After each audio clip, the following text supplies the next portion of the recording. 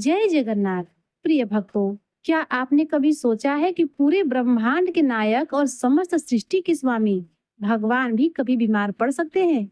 सुनने में यह भले ही असंभव लगे, लेकिन उड़ीसा के पुरी में समुद्र के किनारे स्थित उस पावन धाम में हर साल एक ऐसा अलौकिक चमत्कार होता है जो विज्ञान की समझ से परे है और भक्ति की पराकाष्ठा है।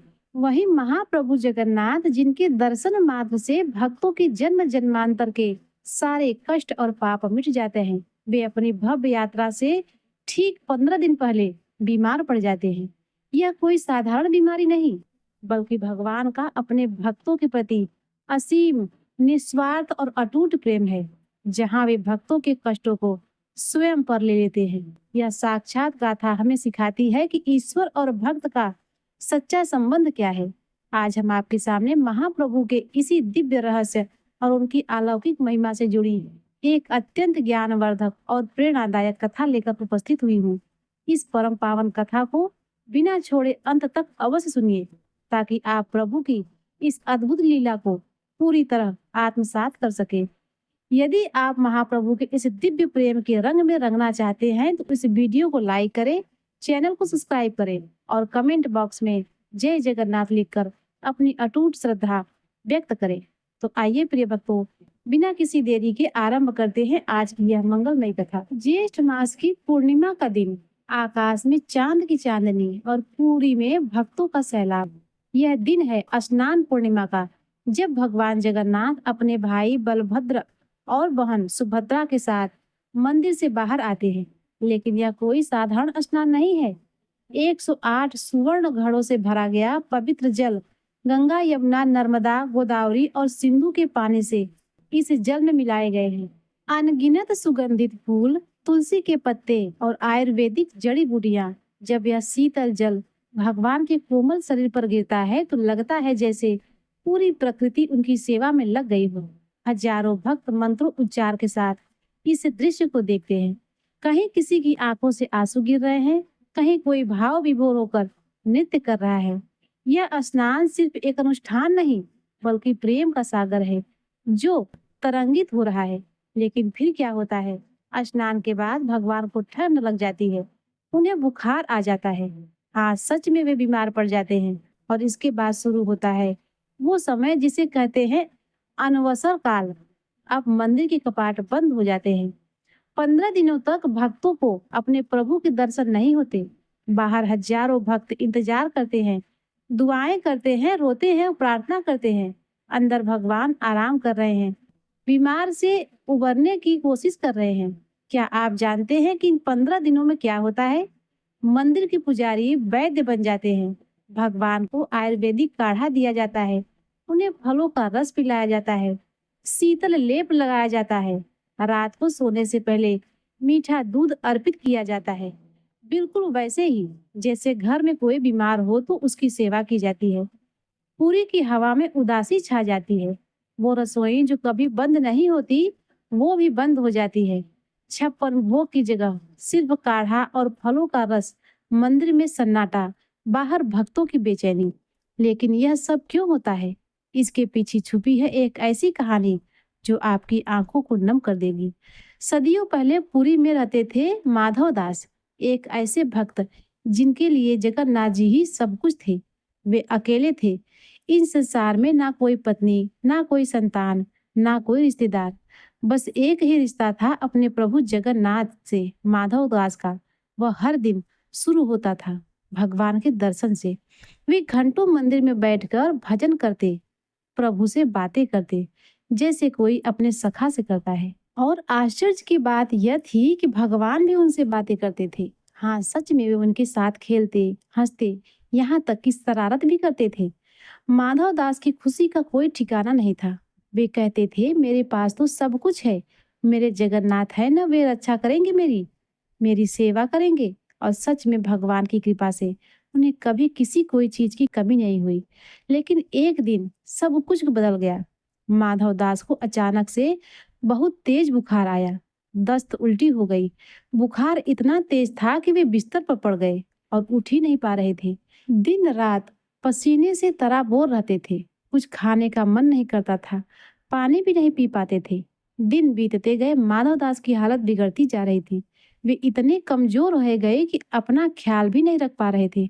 अकेले पड़े रहते और भगवान को पुकारते रहते, हे जगन्नाथ, हे प्रभु, कहाँ हो तुम? तुमने कहा था कि मेरी रक्षा करोगे। आज मैं इतना बीमार हूँ, कहाँ हो तुम? लेकिन भगवान का कहीं नामो निशान नहीं था। दिन रात माधव दास तड़पते रहते। कभी तो वे बेहोश हो जाते। जब होश आता, फिर भगवान को पुकारते, लेकिन कोई जवाब नहीं मिलता। 15 दिन बीत गए। माधव दास की हालत अब गंभीर हो चुकी थी। वे मृत्यु के करीब पहुंच चुके थे। उनकी सांसें तेज चल रही थी। हाथ पैर ठंडे पड़ चुके थे। लगता था कि अब वे बच नहीं सकते। 16वें दिन सुबह जब माधव दास की आंख खुली तो उन्होंने देखा कि उनके पास एक नौजवान बैठा है। सुंदर मुखमंडल, तेजस्वी आंखें और चेहरे पर करुणा की अनंत छाया। यह नौजवान माधव दास का माथा सहला रहा था। कौन हो तुम? माधव दास ने कमजोर आवाज में पूछा। मैं तुम्हारी सेवा करने आया हूँ, उस नौजवान ने मुस्कुराते हुए कहा। और फिर शुरू हुई वह सेवा जिसे देखकर देवता भी शर्मा जाए। उस नौजवान ने माधव दास को पानी पिलाया, उनके गंदे कपड़े बदले, उनके शरीर को साफ किया, उन्हें दवा दी, रात दिन उनके पास बैठकर उनकी देखभाल की। धीरे धीरे माधव दास की तबीयत सुधरने लगी। बुखार कम होने लगा। वे थोड़ा खाने पीने लगे। उस नौजवान की सेवा इतनी निस्वार्थ थी कि माधव दास हैरान रह गए। तुम कौन हो भाई? तुम मेरी इतनी सेवा क्यों कर रहे हो?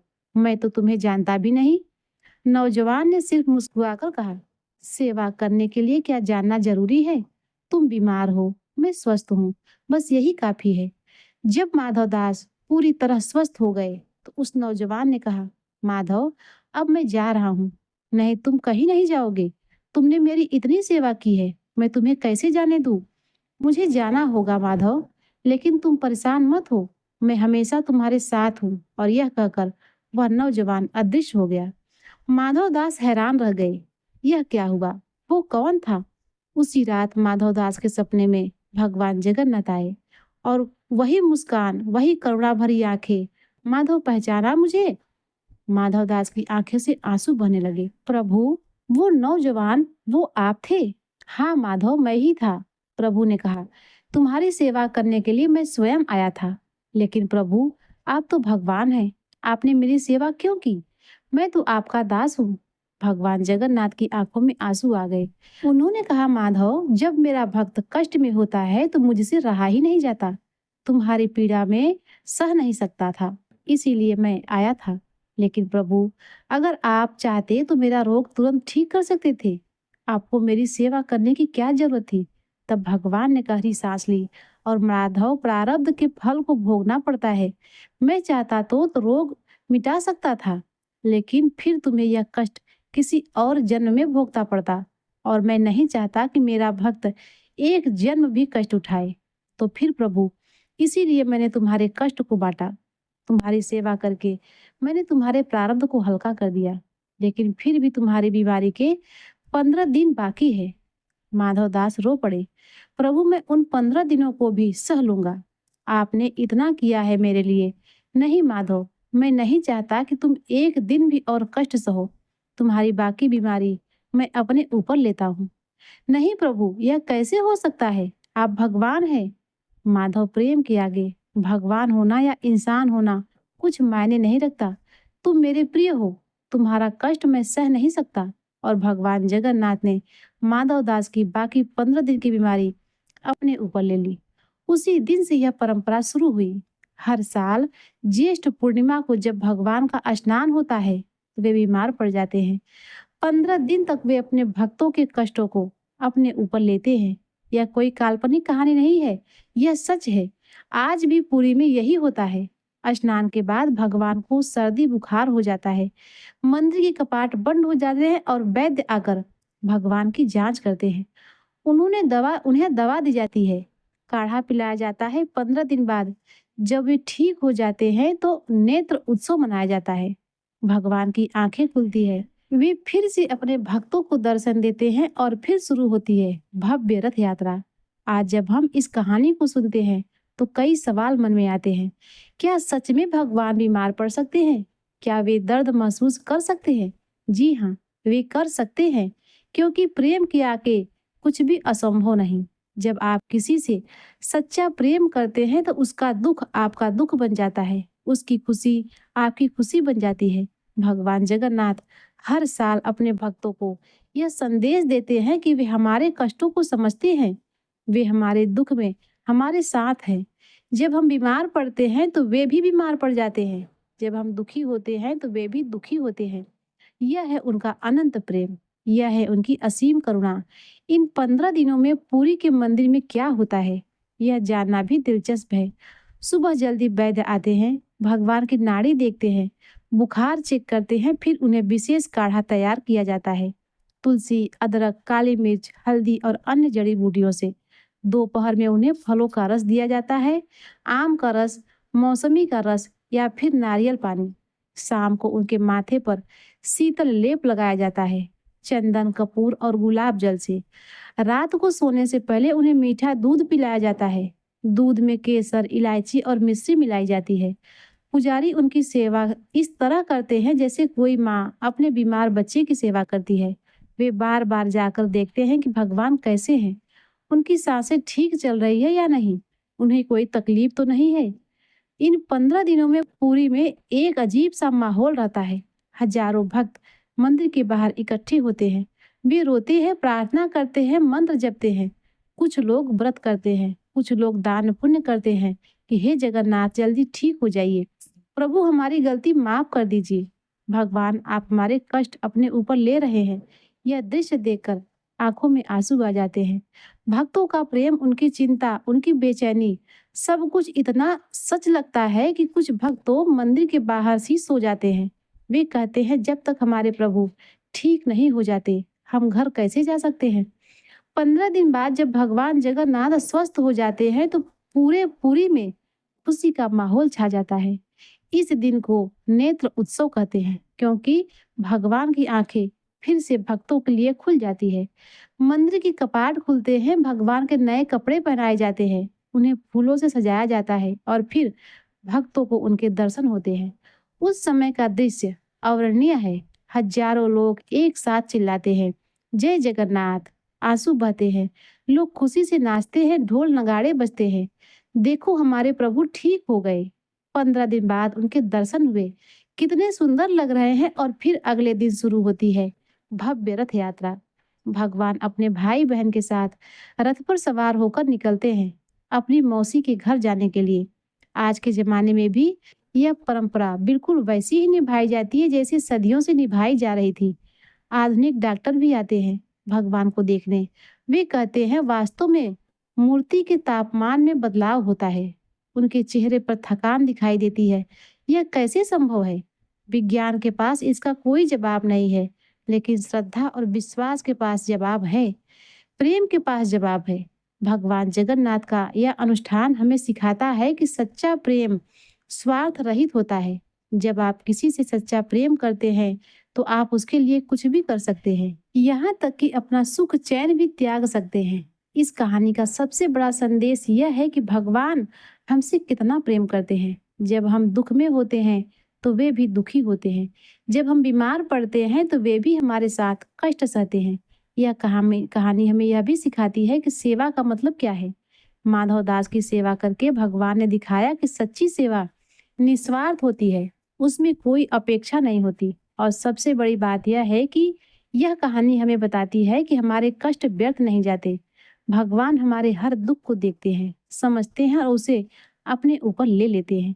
आज जब हम अपने जीवन में कष्ट आते देखते हैं तो हमें याद रखना चाहिए कि हमारे जगन्नाथ जी हमारे साथ हैं। वे हमारे दुख में हमारे साथ दुखी होते हैं, हमारे पीड़ा को अपने ऊपर लेते हैं। हर साल जब वे बीमार पड़ते हैं तो वो हमें याद दिलाते हैं कि वो हमारे कष्टों को भूले नहीं हैं। वे आज भी उसी तरह हमारी चिंता करते हैं जैसे माधव दास की करते थे। यह है जगन्नाथ जी का प्रेम, यह है उनकी करुणा, यह है उनका वह वादा जो वे आज तक निभा रहे हैं। जब भी आप कष्ट में हो, दुखी हो, परेशान हो तो याद रखिए कि पुरी में बैठे आपके जगन्नाथ जी आपकी चिंता कर रहे हैं। वे आपके दुख को अपने ऊपर लेने को तैयार हैं। जैसे उन्होंने माधव दास के लिए अपना स्वर्गीय सुख त्याग दिया, वैसे ही वे आपके लिए भी कुछ भी करने को तैयार हैं। बस आपकी श्रद्धा सच्ची होनी चाहिए, आपका प्रेम निस्वार्थ होना चाहिए। आज भी जब स्नान पूर्णिमा का दिन आता है तो पुरी में एक अजीब सा रहस्य घटित होता है। वैज्ञानिक इसे समझाने की कोशिश करते हैं, लेकिन श्रद्धा इससे कहीं ऊपर की चीज है। भगवान जगन्नाथ की मूर्ति में वास्तव में तापमान का बदलाव होता है। जो लोग उन्हें छूते हैं वे बताते हैं कि उनका शरीर गर्म हो जाता है, जैसे बुखार में होता है। उनके चेहरे का रंग भी बदल जाता है, आंखें थक जाती है। यह कैसे संभव है?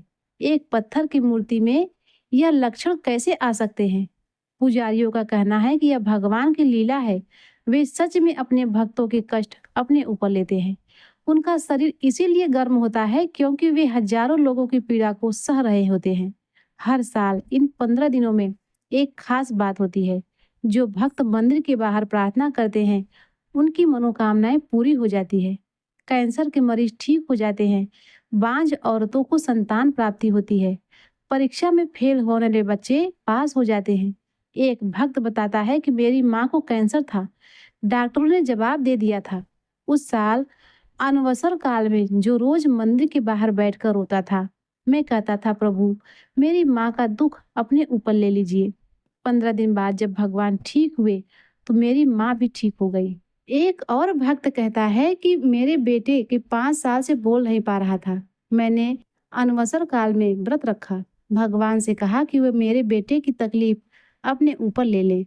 नेत्र उत्सव के दिन जब मंदिर के कपाट खुले तो मेरे बेटे ने पहली बार जय जगन्नाथ कहा। यह सिर्फ कहानियां नहीं, यह वास्तविक अनुभव है उन लोगों के जिन्होंने भगवान जगन्नाथ की करुणा को महसूस किया है। इन 15 दिनों में पुरी का पूरा माहौल ही बदल जाता है। यहाँ के स्थानीय लोग बताते हैं कि हवा में एक अजीब सी शांति छा जाती है। समुद्र की लहरें भी धीमी हो जाती हैं। पुरी के पुराने निवासी बताते हैं कि माधव दास की आत्मा आज भी वहां भटकती है। वे कहते हैं कि अनवसर काल के दिनों में एक बुजुर्ग व्यक्ति मंदिर के आसपास दिखाई देता है। वे भगवान के लिए रोता है, उनकी चिंता करता है। यह माधव दास की आत्मा है। वे कहते हैं कि आज भी अपने प्रभु की सेवा कर रहा है। भगवान जब बीमार पड़ते हैं तो वह उनके पास आ जाता है। यह सुनकर रोंगटे खड़े हो जाते हैं। प्रेम इतना गहरा हो सकता है कि मृत्यु के बाद भी वह समाप्त न हो। एक पुजारी बताता है कि मैंने कई बार देखा है कि रात के समय जब हम भगवान की सेवा करते हैं तो लगता है जैसे कोई और भी वहां है, कोई और भी भगवान का माथा सहला रहा है। 15 दिन बाद जब भगवान ठीक हो जाते हैं तो पूरी दुनिया में खुशी छा जाती है। रथ यात्रा का दिन आता है। 3 विशाल रथ तैयार किए जाते हैं, भगवान जगन्नाथ के लिए, बलभद्र जी के लिए और सुभद्रा जी के लिए।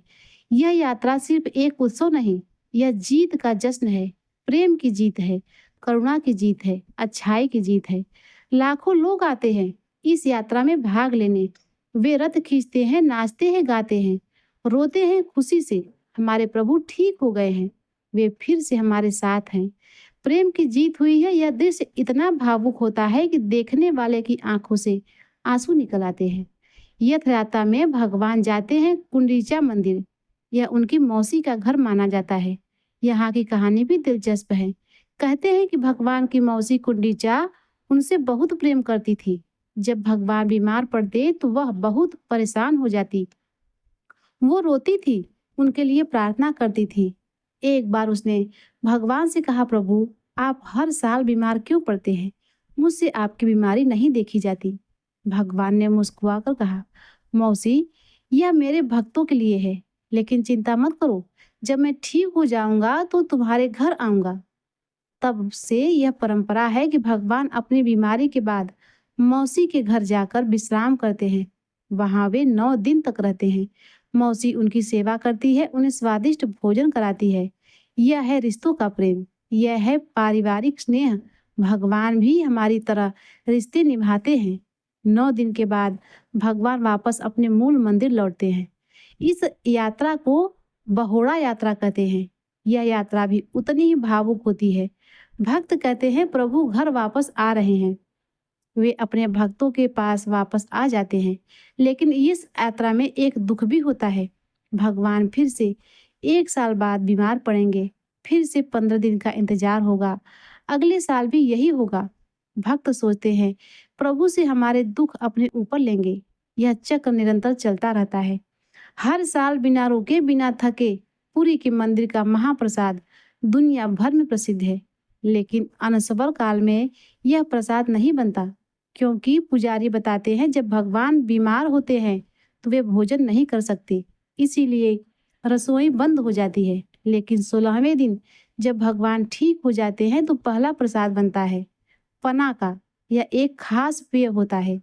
दही, गुड़, केला और नारियल से बना इस प्रसाद की खासियत यह है कि यह तुरंत ठीक कर देता है। जो भक्त इसे पीते हैं उनकी सभी बीमारियां दूर हो जाती हैं। यह वही प्रसाद है जो भगवान अपनी बीमारी के बाद खाते हैं। पुजारी कहते हैं इसमें वह शक्ति है जो सभी रोगों को हर लेती है। यह परंपरा सिर्फ धार्मिक नहीं, यह एक सामाजिक आंदोलन है। यह लोगों को संवेदनशील बनाता है, एक दूसरे की परवाह करना सिखाता है। पुरी में इन 15 दिनों में के अपराध की दर शून्य हो जाती है। कोई झगड़ा नहीं करता, कोई चोरी नहीं करता, सभी एक दूसरे का ख्याल रखते हैं। जब हमारे भगवान बीमार हैं तो हम कैसे बुरा काम कर सकते हैं? लोग कहते हैं यह है धर्म की असली शक्ति। यह लोगों को अच्छा इंसान बनाता है। भगवान जगन्नाथ का यह अनुष्ठान हमें सिखाता है कि प्रेम में त्याग होता है, प्रेम में कष्ट सहना पड़ता है, प्रेम में अपनी खुशी दूसरों की खुशी के लिए कुर्बान करनी पड़ती है। लेकिन यह कष्ट कोई बोझ नहीं है, यह खुशी है संतुष्टि की। यह वह अनुभव है जो जीवन को सार्थक बना देती है। तो प्रिय भक्तों, इस कथा के बारे में आपके विचार क्या है? हमें बेसब्री से इंतजार रहेगा। अगर यह कथा आपके लिए प्रेरणादायक साबित हुई हो तो कृपया इसे लाइक करें और इसे अपने प्रियजनों के साथ साझा करें, और साथ ही कमेंट बॉक्स में जय श्री कृष्ण या जय जगन्नाथ लिखकर अपनी भक्ति व्यक्त करें। इसी के साथ यह वीडियो समाप्त होता है। मिलते हैं अगले वीडियो में, तब तक के लिए नमस्कार।